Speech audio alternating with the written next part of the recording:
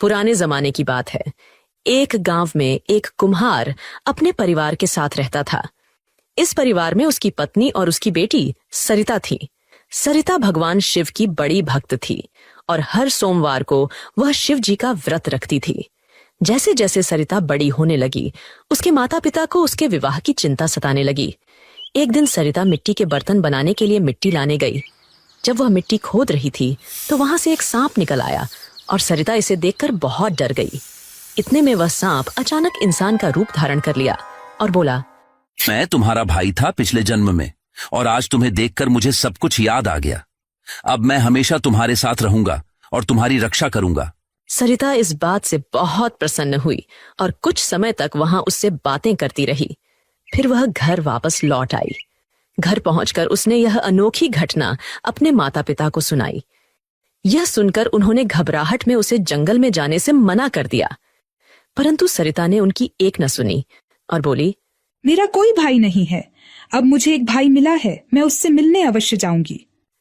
अगले दिन सरिता एक बर्तन में दूध भरकर उसी जगह पर चली गई जहां उसने उस नाग को देखा था। थोड़ी देर बाद वह नाग वहां आया और दूध पीने लगा। दूध पीने के बाद वह नाग फिर से इंसान के रूप में परिवर्तित हो गया और उसने सरिता को एक पोटली देते हुए कहा, इसे घर जाकर खोलना। सरिता वह पोटली लेकर घर आ गई।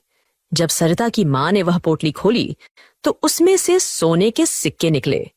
अगले दिन उसके माता पिता भी सरिता के साथ उसी स्थान पर गए। वहां उन्होंने सरिता के भाई को देखा और उससे बातें की। उस दिन के बाद से सरिता के माता पिता भी उस नाग से मिलने लगे और कुछ ही दिनों में यह बात पूरे गांव में फैल गई। गांव वालों ने सोचा कि उस नाग को गांव से निकाल देना चाहिए, वरना कोई अनिष्ट हो सकता है। इसलिए सभी गांव वाले एकजुट होकर सरिता के पिता के पास गए और उनसे उस नाग को भगाने की मांग की।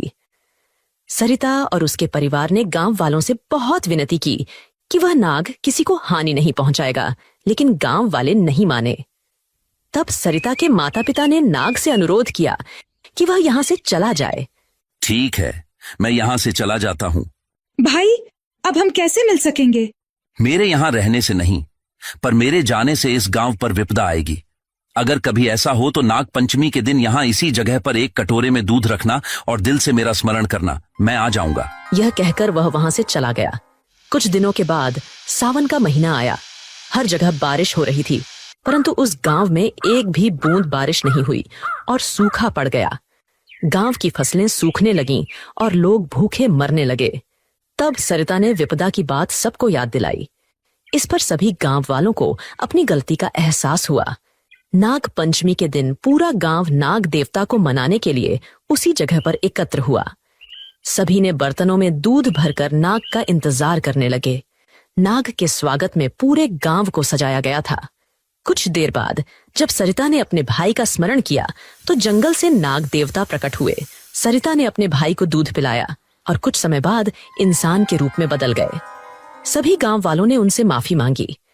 मैं अब यहाँ निवास नहीं कर सकता, पर हर नाग पंचमी को मैं अपनी बहन से मिलने आया करूंगा। मेरे जाने के बाद इस गांव की सभी समस्याएं खत्म हो जाएंगी और फिर से बारिश होगी। इससे पूरा गांव खुशहाल हो जाएगा। हे नाग देवता, नाग पंचमी पर पूजा करने वाले सभी भक्तों पर आप इसी तरह अपनी कृपा बनाए रखना।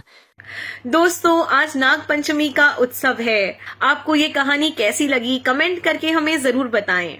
ऐसी और भी कहानियां देखने के लिए हमें सजेस्ट करें कि आप कौन सी भगवान की कहानी देखना पसंद करेंगे। हम आपके सजेशन को, आपके कमेंट को बहुत अच्छे से पढ़ते हैं और उसी पर आधारित हम अपनी कहानियां बनाते हैं। तो कमेंट अवश्य करें। धन्यवाद।